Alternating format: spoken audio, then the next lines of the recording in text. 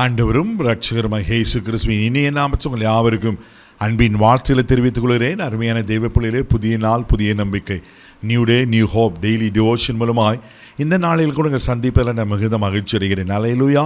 இன்றைக்கு கூட கர்த்தர் நமக்கு கொடுக்கிற வார்த்தை என்ன? ஏசாயா தீர்க்க தரிசன புஸ்தகம் 43 அதிகாரம் 19வது வசனம் கூட வாசிக்க கேட்போம். இதோ நான் புதிய காரியங்களை செய்கிறேன், இப்பொழுதே அது தோன்றும், நீங்கள் அதை அறியீர்களா?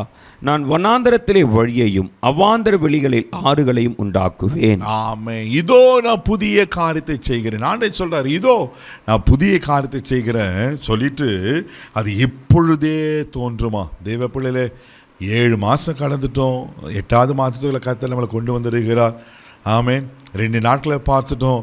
இந்த 3வது நாளில் கூட இந்த மாதத்தில் ஏதாவது நடக்காதா அப்படி நீங்கள் கலங்கி கொண்டிருக்கலாம். பயப்படாதீங்க. ஆமென்.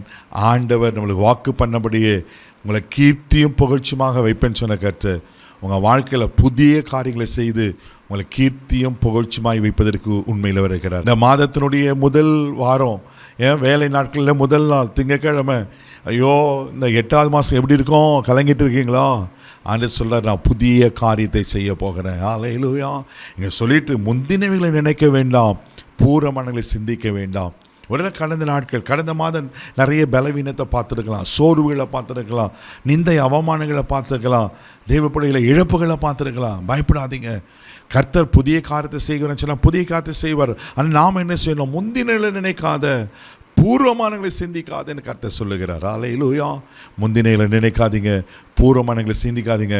கர்த்தர் புதிய காரியங்களை செய்ய அவர் உண்மையில் இருக்கிறார். வெளிப்படுத்தின விசேஷம் 21 அதிகாரம் 5வது வசனம் வாசித்தீங்கன்னா ரொம்ப அழகாக சொல்லப்பட்டிருக்கும். வாசிக்க கேட்போம். இதோ நான் சகலத்தையும் புதிதாக்குகிறேன் என்றார். ஆமென். சகலத்தையும் புதிதாக்க வேண்டும் நீங்கள் ஆண்டவர் சொல்லியிருக்கிறல்ல.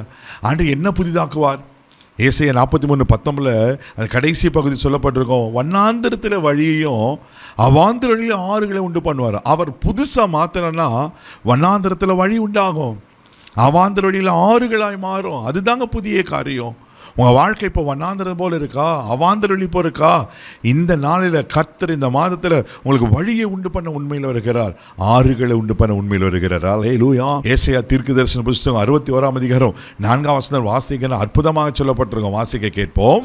அவர்கள் நெடுங்காலமாய் பாழாய் கிடந்தவைகளை கட்டி, பூர்வத்தில் நிர்மூலமானவைகளை எடுப்பித்து, தலைமுறை தலைமுறையாய் இடிந்து கிடந்த பாழான பட்டணங்களை புதிதாய் கட்டுவார்கள். ஆமென். நெடுங்காலமாய் பாழாய் கிடந்தவைகளை கட்டி என்ன செய்வாங்களா? பாழான பட்டணங்களை புதிதாய் கட்டுவார்கள். புதிதாய் கட்டுவார்கள். பாழாயிடுச்சு, பட்டு போயிற்று, அவ்வளோதான் அப்படி நினைக்கிறீங்களா? பயப்படாதீங்க. ஆண்டவர் பாழானதை, பட்டு போனதை புதிதாய் கட்டுவார், புதிய காரியத்தை செய்வார். இந்த புதிய மாதத்தில் நம்பிக்கையோடு காத்துடுங்க.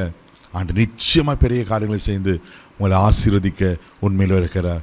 முந்தினவைகளை நினைக்காதீங்க, பூர்வமானங்களை சிந்திக்காதீங்க. கர்த்தர் புதிய வாசலை திறப்பார், புதிய நன்மைகளை செய்வார். காத்துருங்க.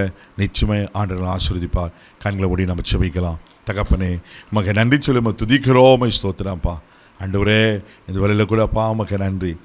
புதிய காரியத்தை செய்கிறேன்னு சொன்ன கர்த்தர், அன்றே வண்ணாந்தரத்தில் வழியையும் அவாந்தரில் ஆறுகளை உண்டு பண்ணுகிற கர்த்தர், எங்கள் வண்ணாந்தரங்கள் வயல்வெளியாய் மாறட்டுங்கப்பா. அவாந்தர வழிகள் நீர்த்தடகமாய் மாறட்டும். பாழானவைகள் கட்டப்படட்டும். நீர் ஆசீர்வதித்து கனப்படுத்தும் கிருபைக்கு ஒப்பு கொடுக்கிறேன். இயேசுவின் மூலம் ஜெபம் கேளும் பிதாவே. ஆமென். கர்த்தர் புதிய காரியத்தை செய்வார். தைரியமாக போங்க. God bless you.